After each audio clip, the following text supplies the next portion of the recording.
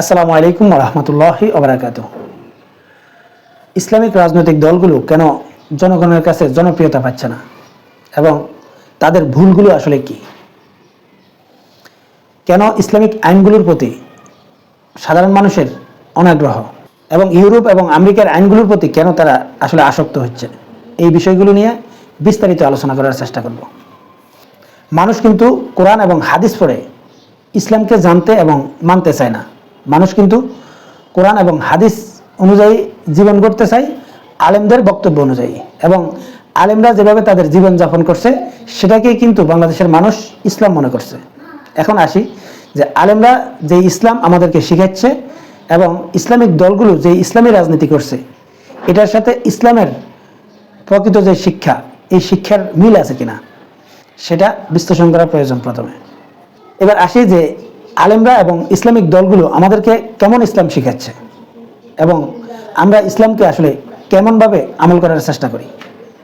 ধরুন আপনি মসজিদে যাচ্ছেন জামাতে নামাজ আদায় করার জন্য এবং জামাতে নামাজ আদায় করার সময় হয়ে গিয়েছে। এমত অবস্থায় দেখলেন রাস্তায় আপনার পাশেই একটা মানুষ হার্ট অ্যাটাক করেছে।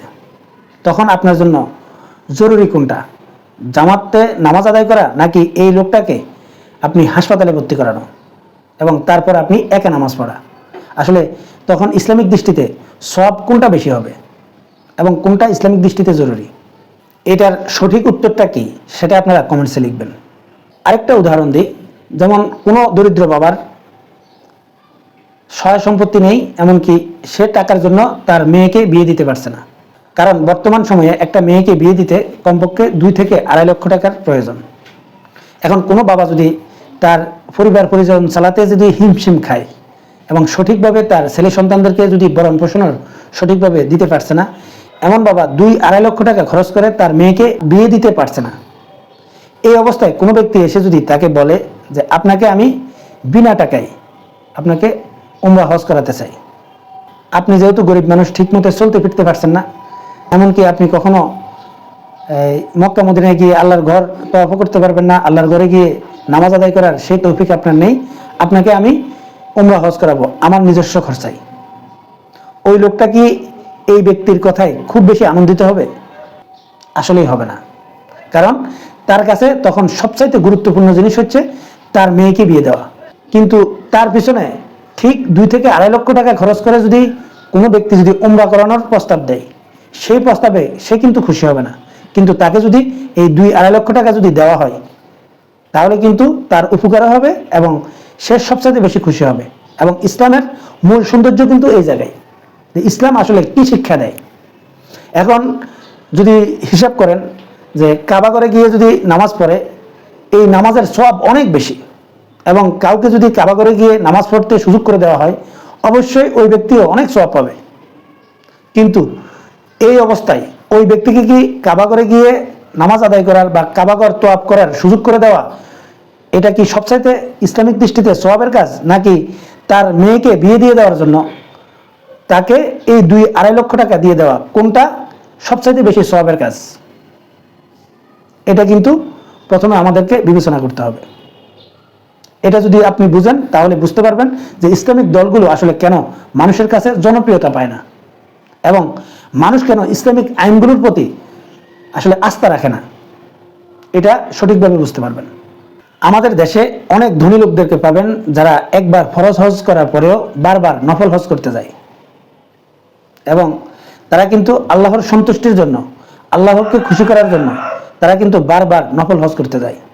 আপনি যদি ওই সেম ব্যক্তির আত্মীয় স্বজন এবং প্রতিবেশীদের দিকে যদি তাকান তাহলে দেখবেন অনেক লোক কিন্তু তার আশেপাশে রয়েছে যাদেরকে তারা চিনে, কিন্তু তারা অনেকেই ঋণগ্রস্ত, অনেকেই এরকম তাদের মেয়ে বিয়ে দিতে পারছে না, আবার অনেকে অনেক রকম সমস্যায় জর্জরিত। কিন্তু তারা কিন্তু সেগুলো না দেখে তারা কিন্তু আল্লাহর ঘরে গিয়ে, কাবা ঘরে গিয়ে নামাজ পড়াকে সবচেয়ে বেশি সওয়াবের কাজ মনে করছে এবং সেটাই কিন্তু তারা করছে। প্রকৃতপক্ষে এটা কি আসলেই অনেক বেশি সওয়াবের কাজ এবং ইসলাম কি আসলে এই শিক্ষা দিয়েছে কিনা?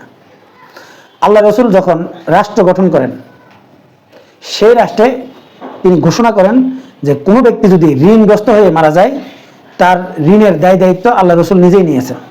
এমনকি অনেকগুলো হাদিস পাবেন এরকম যে কোনো ব্যক্তি মারা গেল এবং তার অনেকগুলো ঋণ রেখে গেল, সে অবস্থায় আল্লাহ রসুল বলেছেন অমুকের ঋণ যদি কেউ শোধ করে দেয় তাহলে জান্নাতে তার জন্য একটা ঘর তৈরি করে দেওয়া হবে।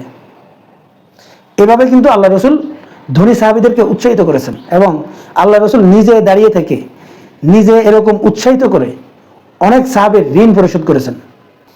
আল্লাহ রসুল যখন ইসলামের দাওয়াত দিয়েছিলেন এবং ইসলাম মানুষের মধ্যে প্রচার করা শুরু করেছেন, সেই সময় কিন্তু সবচাইতে বেশি ইসলাম কবুল করেছে দরিদ্র মানুষগুলো, এবং দরিদ্র জনগোষ্ঠী ইসলামের সৌন্দর্য দেখে ইসলামের ছায়াতলে কিন্তু দলে দলে ফিরে এসেছেন। এবং সবচাইতে বেশি ইসলামের ছায়াতলে বেশি এসেছেন গরিব মানুষগুলো। কিন্তু বাংলাদেশে যে ইসলামিক দলগুলো রয়েছে এই দলগুলোকে আসলে সবচাইতে কম ভোট দেয় দরিদ্র মানুষগুলো, এবং দরিদ্র মানুষগুলোর কাছে এই ইসলামিক দলগুলো আসলে জনপ্রিয়তা পায়নি। এর কারণটা কি? তাহলে কি ইসলামিক দলগুলো যেই কার্যক্রমগুলো পরিচালনা করছে এবং ইসলামিক দলগুলো ইসলামকে যেভাবে মানুষের সামনে উপস্থাপন করছে, এই উপস্থাপনের মধ্যে গরিব মানুষগুলো কেন ইসলামের প্রতি আকৃষ্ট হচ্ছে না? বাংলাদেশে আপনি যদি ভোটার হিসাব করেন, প্রায় 70% লোক দরিদ্র শ্রেণীর লোক, এবং এই লোকগুলো আসলে এই ইসলামিক দলগুলোকে আসলে ভোট দেয় না বা খুব কম ভোট দেয়। বাংলাদেশে সবচাইতে ইসলামিক দলগুলোর মধ্যে জনপ্রিয় দল হচ্ছে বাংলাদেশ জামাত ইসলামী, তারপর হচ্ছে ইসলামী আন্দোলন বাংলাদেশ বা চরমনাইয়ের যে দল। আমি এই দুইটা দলকে নিয়ে আসলে বিশ্লেষণ করব, এই দুইটা দলের কার্যক্রমগুলো কি এবং এই দুইটা দল কেন সাধারণ মানুষের কাছে জনপ্রিয়তা পাচ্ছে না, এটা একটু বিশ্লেষণ করার চেষ্টা করব। প্রথমে আসি বাংলাদেশ জামাত ইসলামীকে নিয়ে। আপনারা অনেকেই বলবেন যে জামাত অনেকগুলো সামাজিক উন্নয়নমূলক কাজ করছে, এবং তারা যে সামাজিক উন্নয়নমূলক যে কাজগুলো করছে এই কাজগুলো কেন সাধারণ মানুষকে আকৃষ্ট করছে না? এছাড়াও জামাতের অনেকগুলো জনকল্যাণমূলক অনেকগুলো প্রতিষ্ঠান রয়েছে, এই জনকল্যাণমূলক প্রতিষ্ঠানগুলো থেকে আসলে কোন শ্রেণীর মানুষ সুযোগ সুবিধা পাচ্ছে, প্রথমে সেটা একটু বিশ্লেষণ করি। আপনি যদি বাংলাদেশ জামাত ইসলামের যে প্রতিষ্ঠানগুলো রয়েছে জনকল্যাণমূলক, এই প্রতিষ্ঠানগুলোর মধ্যে সবচাইতে বেশি যদি আপনি চোখে পড়ার মতো কোনো প্রতিষ্ঠান দেখেন তাহলে দেখবেন ইসলামী ব্যাংক এবং ইবনে সিনা হাসপাতাল। এই দুইটা প্রতিষ্ঠান সবচাইতে বেশি মানুষের কাছে পরিচিত, এটা জামাতের প্রতিষ্ঠান হিসাবে। এখন ইসলামী ব্যাংক নিয়ে আসি। এই ইসলামী ব্যাংকের উপকৃত হয়েছে কারা? বাংলাদেশের যে শ্রেণীর লোকের টাকা আছে এবং সেই টাকাটা তারা সুদমুক্তভাবে কোনো ব্যাংকে রাখবে এবং সেই ব্যাংক থেকে কিছু প্রফিট আসবে যেটা সুদমুক্ত থাকবে। আর এই শ্রেণীর লোকদের জন্য এই ইসলামী ব্যাংক উপকারী একটা ব্যাংকে পরিণত হয়েছে। এখন যাদের কাছে টাকা আছে তারাই তো ব্যাংকে টাকা রাখে, তাহলে এই ব্যাংক থেকে আসলে কোন শ্রেণীর মানুষ উপকৃত হয়েছে? ধনী শ্রেণীর যে মানুষগুলো রয়েছে এই মানুষগুলো আসলে ইসলামী ব্যাংক থেকে উপকার পেয়েছে। এখানে গরিব মানুষের কোনো সুযোগ সুবিধা নেই, এমনকি গরিব মানুষ ইসলামী ব্যাংকে যাওয়ারও প্রয়োজন মনে করে না, কারণ তাদের টাকাও নেই, তারা যাবে কেন? এবং গরিব মানুষদেরকে ইসলামী ব্যাংক লোন দিচ্ছে এরকম কোনো কিছু আপনি দেখবেন না, বা কয়জনকে দিয়েছে সেটাও আপনাদের চোখে পড়বে না। তাই গরিব মানুষ এই ব্যাংক থেকে কোনো উপকার পায়নি। এরপরে আসেন তাদের যে হাসপাতালগুলো, এই হাসপাতালগুলোর মধ্যে সবচাইতে বেশি পরিচিত কোন হাসপাতাল? ইবনে সিনা হাসপাতাল, যেটা প্রত্যেকেই জানেন এটা জামাতের একটা প্রতিষ্ঠান। এখন এই প্রতিষ্ঠানে কারা চিকিৎসা নিতে যায়? এটা যেহেতু প্রাইভেট প্রতিষ্ঠান, এই প্রতিষ্ঠানে অন্যান্য যে প্রাইভেট হাসপাতালগুলো রয়েছে এই হাসপাতালগুলোর সাথে কিছুটা এই যে যারা টেস্ট করায় বা বিভিন্ন রোগের পরীক্ষা নিরীক্ষা করে এইগুলোর মাধ্যমে কিছুটা ছাড় দেয়, এতে সাধারণ মানুষ কিছুটা উপকার পায়। এখন এই প্রাইভেট হাসপাতালগুলোতে কারা চিকিৎসা নিতে যায়? তাও কিন্তু ধনী শ্রেণীর বা উচ্চ মধ্যবিত্ত যেই শ্রেণী রয়েছে তারাই কিন্তু এইসব হাসপাতালগুলোতে চিকিৎসা নেয় এবং তারা কিছুটা উপকার পায়। তাহলে বোঝা গেল জামাতের যে এই দুইটা প্রতিষ্ঠান, এই প্রতিষ্ঠান থেকে আসলে গরিব মানুষ কোনো উপকার পায়নি এবং গরিব মানুষের এগুলোর প্রতি কোনো আকর্ষণও নেই। এই যে জনকল্যাণমূলক যেই প্রতিষ্ঠানগুলো রয়েছে জামাতের, এই প্রতিষ্ঠান থেকে নিম্ন আয়ের যে মানুষগুলো রয়েছে বা নিম্ন শ্রেণীর যে মানুষগুলো রয়েছে এই মানুষগুলো কোনো উপকার পায়নি এবং গরিব মানুষগুলো এই প্রতিষ্ঠানগুলো নিয়ে চিন্তা করার কোনো কারণ নেই এবং তাদের কাছে এই প্রতিষ্ঠানগুলো অবশ্যই মূল্যহীন। এতে জামাতের ভাবমূর্তি উজ্জ্বল হবে বা সাধারণ মানুষ ইসলামের যেই আইনগুলোর যে ইসলামিক রাষ্ট্র ব্যবস্থার যে সুফল, এটা কিন্তু এই প্রতিষ্ঠানগুলোতে তারা দেখবে না। তাই এই দুইটা প্রতিষ্ঠান অবশ্যই সাধারণ মানুষের কাছে অজনপ্রিয়। এবার জামাতের সমর্থক যারা বা জামাত ইসলামের যারা নেতাকর্মী রয়েছেন তারা বলতে পারেন, জামাত কিন্তু দরিদ্র শ্রেণীর মধ্যেও আসলে সামাজিক উন্নয়নমূলক অনেকগুলো কাজ করেছেন। যেমন অনেককে রিক্সা কিনে দিয়েছেন, অনেককে মোটরসাইকেল কিনে দিয়েছেন, এই জাতীয় কিছু কাজ করেছেন। হ্যাঁ, আমি এটা অবশ্যই মানি, কিন্তু সেটা কত পার্সেন্ট মানুষ? বাংলাদেশের যে দরিদ্র জনগোষ্ঠী রয়েছে, এই দরিদ্র জনগোষ্ঠীর মধ্যে কত পার্সেন্ট মানুষকে করেছে? এটা তো পার্সেন্টেজে আসবে না, এমনকি দশমিক পার্সেন্টেজও আসবে না, এমন একটা সংখ্যা। তাহলে এই সংখ্যাটা সাধারণ মানুষের কাছে কিভাবে জনপ্রিয় হবে? এর মানে হচ্ছে যে ইসলামের যে মূল শিক্ষা, যে ইসলাম যদি প্রতিষ্ঠিত হয় তাহলে দরিদ্র মানুষ উপকৃত হবে, সেই উপকারটা ইসলামিক দলগুলো মানুষদেরকে দেখাতে ব্যর্থ হয়েছে। তাদের যে চিন্তাধারা, তাদের যে কার্যক্রম, এই কার্যক্রমে দরিদ্র মানুষ তাদের প্রতি আকৃষ্ট হবে না, এটা নিশ্চিত। কারণ সেটা তারা করার চেষ্টাও করেনি বা সেই পরিকল্পনা অনুযায়ী তারা কিন্তু কাজও করেনি। আমি পূর্বেই বলেছিলাম, হজ করা অত্যন্ত গুরুত্বপূর্ণ জিনিস, এবং হজ করা বা আল্লাহর ঘরে গিয়ে তওয়াব করা বা আল্লাহর ঘরে গিয়ে নামাজ আদায় করা এটা অনেক সওয়াবের কাজ। কিন্তু বাংলাদেশের যে প্রেক্ষাপট, এই প্রেক্ষাপটে কাউকে হজে পাঠানো এটা সওয়াবের কাজ হবে না। বাংলাদেশের প্রেক্ষাপটে সবচাইতে বেশি সওয়াবের কাজ হবে কারো মেয়ে যদি বিয়ে দিতে না পারে তার মেয়ে বিয়ে দিয়ে দেওয়া, এবং কেউ যদি ঋণগ্রস্ত থাকে তার ঋণ পরিশোধ করে দেওয়া, এটা সবচাইতে বেশি সওয়াবের কাজ হবে। মানে এই যে ওমরা হজগুলো করছে বা নফল হজগুলো যে করছে, এই হজগুলোর টাকা দিয়ে যদি এই জাতীয় কাজগুলো করা হয় তাহলে সেটা সবচাইতে বেশি সওয়াবের কাজ। কিন্তু এই সওয়াবের কাজটা ইসলামিক দলগুলো বা আলেমরা করছে কিনা? আমার নিজের চোখের দেখা অনেক বড় বড় আলেমদেরকে মানুষ প্রতি বছর হজে পাঠাচ্ছে, মানুষের টাকা খরচ করে, আর তারা স্বাচ্ছন্দ্যে কিন্তু তারা নিজেরাও কিন্তু হজ করতে চলে যাচ্ছে, এবং তারা কিন্তু হজে যাচ্ছে, এবং এটাকে তারা যেহেতু মনে সমর্থন করছে এবং মানুষ মনে করছে এটাই মনে হয় সবচাইতে বেশি সওয়াবের কাজ। কারণ আমি একজন আলেমকে হজে পাঠাতে পেরেছি, কিন্তু এই আলেমের উচিত ছিল তাকে যখন হজে পাঠানোর জন্য বলে তখন বলা উচিত ছিল আপনার আশেপাশে কোনো ব্যক্তি আছে কিনা যে যারা ঋণগ্রস্ত আছে, যারা ঋণ দিতে পারছে না, যারা মেয়ে বিয়ে দিতে পারছে না, যাদের সংসার চলছে না, এই জাতীয় লোকদেরকে আপনারা এই টাকা দিয়ে কিছু একটা করে দেন, সেটা সবচাইতে বেশি সওয়াবের কাজ হবে। সেটা কি বাংলাদেশের আলেমরা তখন বলে? আমি দেখিনি। এখন আসি ইসলামী আন্দোলন বাংলাদেশ, মানে চরমনায়ের যে পীর, ওনারাও কিন্তু একটা রাজনৈতিক দল করেন, এবং ওনাদের কিন্তু যেই মুরিদরা রয়েছেন বা যে কর্মীরা রয়েছেন তারাও কিন্তু পীর সাহেবকে নির্দিষ্ট অঙ্কের একটা হাদিয়া দেন। এখন বলেন তো, আজ পর্যন্ত কি কখনো শুনেছেন যে চরমনায় পীর সাহেব যেই হাদিয়া পান, এই হাদিয়া থেকে তার দলের কোনো নেতাকর্মী বা তার দলের যেসব দরিদ্র জনগোষ্ঠী রয়েছে, এই দরিদ্র জনগোষ্ঠীর কোনো একজন ব্যক্তির মেয়ের বিয়ে দিয়ে দিয়েছেন? আমি কিন্তু শুনিনি।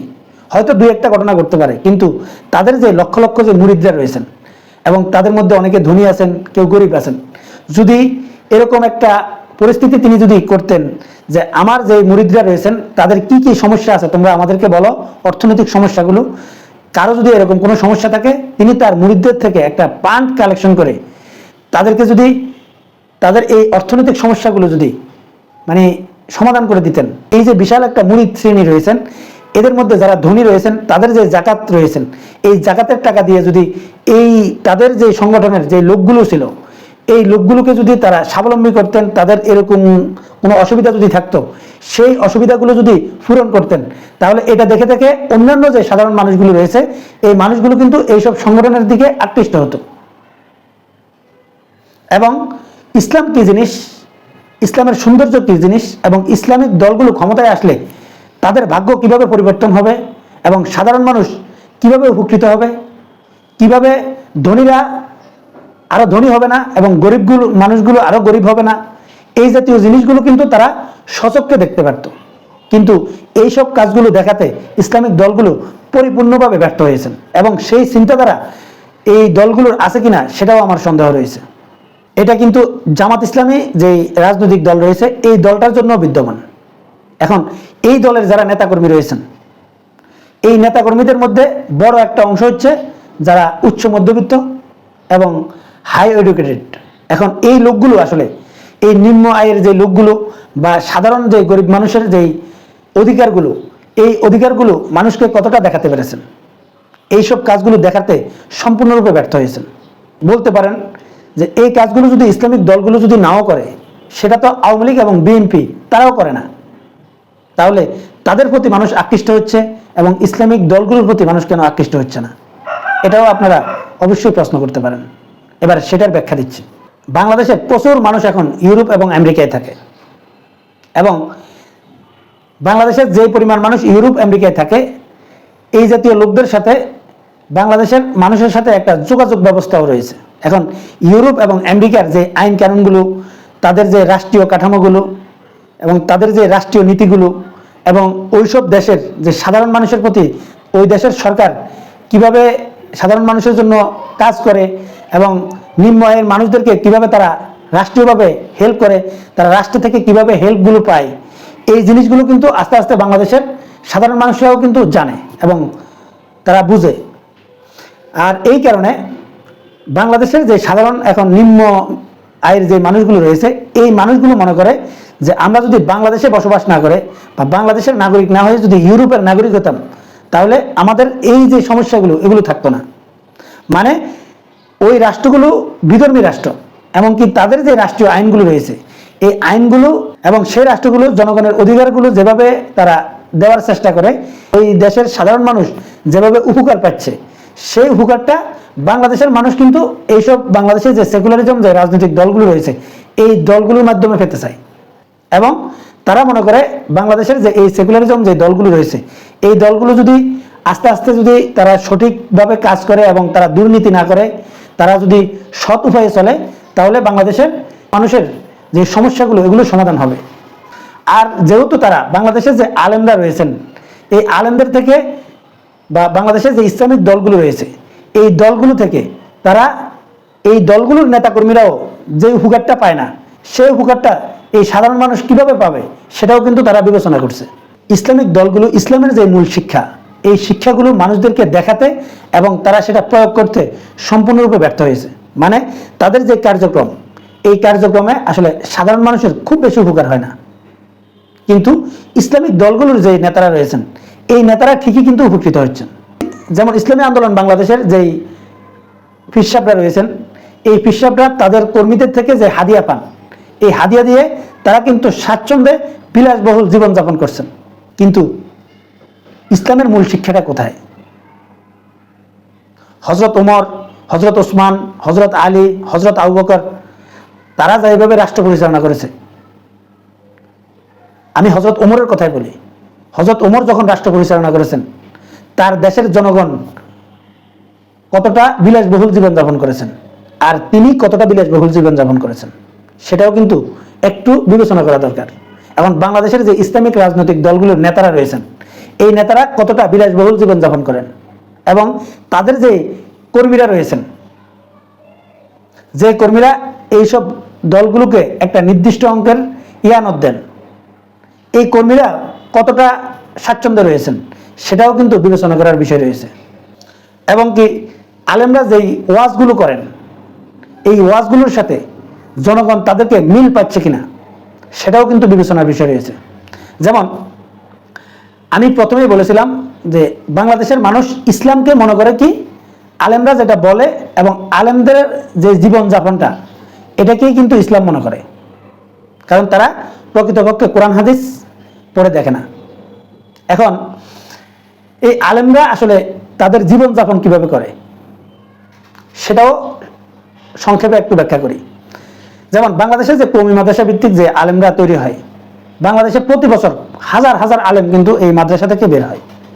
এখন এই আলেমরা এই লেখাপড়া শেষ করার পর তাদের যে কর্মময় জীবন, তাদের যে সংসার পরিচালনা করতে হবে, এর জন্য তাদের কর্মময় জীবন কি ব্যবস্থা নিতে হয়, কর্মময় জীবন কিভাবে ঠিক করতে হয়, তাদের জন্য উপায় থাকে দুইটা। একটা হচ্ছে তারা হয়তো মাদ্রাসায় চাকরি করবে, আর না হয় কোনো মসজিদে চাকরি করবে। এখন যে পরিমাণ আলেম তৈরি হচ্ছে, বাংলাদেশে কি সেই পরিমাণ মাদ্রাসা এবং মসজিদ আছে কিনা? অবশ্যই নেই। তার মানে হচ্ছে তাদের যে কর্মময় জীবন, এই কর্মময় জীবনে যখন তারা আসলে যাবে, তখন কিন্তু তারা কাজ পাচ্ছে না। এই আলেমরা আপনারা দেখবেন যে খুব কম বেতনে মসজিদের ইমামতি করে, মুয়াজ্জিনি করে, যে বেতন দিয়ে তাদের সংসারও ঠিকমতো চলে না। আবার এই মসজিদ এবং এই মাদ্রাসাগুলোর কমিটি কারা থাকে? কমিটি থাকে যেমন আওয়ামী লীগের নেতাকর্মীরা বা বিএনপির নেতাকর্মীরা বা জাতীয় পার্টির নেতাকর্মীরা, এই জাতীয় সেকুলারিজম যে রাজনৈতিক দলগুলো রয়েছে, এই রাজনৈতিক দলের নেতাকর্মীরা কিন্তু এইসব মসজিদ মাদ্রাসার কমিটিতে থাকে। এই মসজিদ মাদ্রাসাগুলোতে যেহেতু চাকরির সংখ্যা কম এবং চাকরি করার লোকের সংখ্যা বেশি, তাই তাদের চাকরি টিকানোর জন্য, তারা তাদের কর্ম যাতে ঠিক রাখতে পারে, তাদের সংসারটা কোনোরকমভাবে যাতে চালাতে পারে, এই কারণে তারা এইসব চাকরিগুলো টিকানোর জন্য বিভিন্ন অনৈতিক কাজের সাথে জড়িত হয়ে পড়ে এবং কিছুটা অনৈতিক কাজ করে। যেমন এই লোকগুলো তাদের চাকরি টিকানোর জন্য এই লোকগুলোর আসলে তাবেদারি করতে থাকে, এমনকি অন্যকে এই তার চাকরি থেকে সরিয়ে নিজের চাকরিটা ঠিক রাখার জন্য তারা কিন্তু অনেক তদবির চালায়। কাদের কাছে? এই যে কমিটিদের কাছে। এখন এই যে সেকুলারিজম যে রাজনৈতিক দলগুলোর যেসব নেতাকর্মীরা রয়েছে, এই নেতাকর্মীরা দেখতেছে কি, এই যে আলেমরা রয়েছে তারা তাদের নিজেদের চাকরি টিকানোর জন্য, নিজের চাকরি পাওয়ার জন্য তারা আসলে কিরকম অনৈতিক কাজগুলো করে, এগুলো যখন তারা দেখে তারা মনে করে আলেমরা আসলে অনৈতিক, সুযোগ পেলে তারাও অনৈতিক কাজের সাথে জড়িত হয়ে পড়বে। মানে এই কারণে আলেমদের সম্মান কিন্তু এই রাজনৈতিক যে নেতারা রয়েছেন, সেকুলারিজম রাজনীতি যারা করেন, এদের কাছে কিন্তু দিন দিন কমে যাচ্ছে। মানে এরা এই আলেমদেরকে কিন্তু ইসলাম মনে করে, আর এরাও কিন্তু ইসলাম থেকে বা ইসলামের যে মূল সৌন্দর্য, ইসলামের যে মূল শিক্ষা, এটা কি জিনিস সেটা কিন্তু তারা আর জীবনে কোনোদিন জানেও না বা বুঝতেও পারে না, কারণ তারা নিজেরা কখনো কোরআন এবং হাদিস পড়ে ইসলাম জানার চেষ্টা করে না। এই একটা প্রবলেম কিন্তু এই সেকুলারিজম রাজনৈতিক দলগুলোর যেসব নেতারা রয়েছেন, এইসব নেতারা দেখতে দেখতে তারা ইসলামিক রাজনৈতিক দলগুলোকে আসলে খুব একটা সম্মান করে না। এটাও কিন্তু মারাত্মক প্রভাব ফেলে, কারণ বাস্তবতা আর আবেগ আলাদা জিনিস। যেমন বলা যায় যে আমরা এলেম অর্জন করছি দুনিয়ার জন্য না, দুনিয়ার কিছু পাওয়ার জন্য না। এখন একটা লোক মাদ্রাসা থেকে লেখাপড়া করে আলেম হওয়ার পর সে কি রিক্সা চালাতে পারবে? সেটা সম্ভব হবে না। এখন সে করবেটা কি? কারণ তারা কিন্তু কোনো রাষ্ট্রীয় কোনো পদে চাকরি করতে পারে না, বা বিভিন্ন কোম্পানির যে পদগুলো রয়েছে এই পদগুলোতেও তারা চাকরি করতে পারে না, কারণ তাদেরকে দুনিয়ার যে চলার জন্য যে শিক্ষাটা এটা দেওয়া হয় না। যেমন একটা কওমি মাদ্রাসার আলেম গিয়ে ব্যাংকে চাকরি করতে পারে না, বা বিভিন্ন অফিস আদালতে চাকরি করতে পারে না, বা অন্য দেশের যে কোম্পানিগুলো রয়েছে এই কোম্পানিগুলোতেও চাকরি করতে পারে না। এই জাতীয় অনেকগুলো সমস্যা কিন্তু আলেমদেরকে আসলে বিতর্কিত করে দিচ্ছে, এবং ইসলামিক দলগুলো ইসলামের যে মূল সৌন্দর্য, এই সৌন্দর্য যে দরিদ্র জনগোষ্ঠী আছে, এই দরিদ্র জনগোষ্ঠীর কাছে উপস্থাপন করতে সম্পূর্ণরূপে ব্যর্থ হয়েছে। আর এই কারণে এই দরিদ্র গোষ্ঠীর কাছে ইসলামিক দলগুলো জনপ্রিয় হতে পারছে না। আর দরিদ্র জনগোষ্ঠী হচ্ছে বাংলাদেশের সবচাইতে বেশি, সেটা 70%-এরও উপরে। এই যে দরিদ্র জনগোষ্ঠীর এই বড় অংশটা যদি ইসলামিক দলগুলোকে যদি সমর্থন না করে, তাহলে ইসলামিক দলগুলো আসলে কি রাষ্ট্র ক্ষমতায় যাওয়া সম্ভব? এবং ইসলামিক দলগুলোর এইসব বিষয়গুলোকে নিয়ে কখনো কি ভাবা উচিত ছিল না? এই যে ইসলামিক দলগুলো এত বছর যাবৎ ইসলামিক রাজনীতি করে এসেছে, এবং তারা কেন জনগণের কাছে আসলে জনপ্রিয়তা অর্জন করতে পারছে না, এবং মানুষ কেন এই ইসলামের প্রতি বা ইসলামিক আইনগুলোর প্রতি আকর্ষণ হচ্ছে না, এটা নিয়ে কি ইসলামিক দলগুলো কখনো গবেষণা করার চেষ্টা করেছে, বা গবেষণা করার চেষ্টা করছে, বা ভবিষ্যতে করবে? এই জাতীয় চিন্তাধারা কি ইসলামিক দলগুলো রয়েছে কিনা সেটাও আমার সন্দেহ রয়েছে। সম্মানিত দর্শক, ভিডিওটা লম্বা হয়ে যাচ্ছে, তাই আরো অনেকগুলো কথা বলার ছিল কিন্তু বলতে পারছি না। হয়তো অন্য কোনো ভিডিওতে আরো বিস্তারিতভাবে আলোচনা করার চেষ্টা করব। আমার দর্শকদের প্রত্যেককে অনুরোধ করছি, আমার এই ভিডিওটা অন্তত শেয়ার করবেন এবং অন্য মানুষদেরকে জানানোর সুযোগ করে দেবেন, এবং আমি যে কথাগুলো বলেছি এই কথাগুলো কতটা যুক্তিসম্মত সেটাও আপনাদের কমেন্ট বক্সে লিখে যাবেন। আল্লাহ হাফেজ।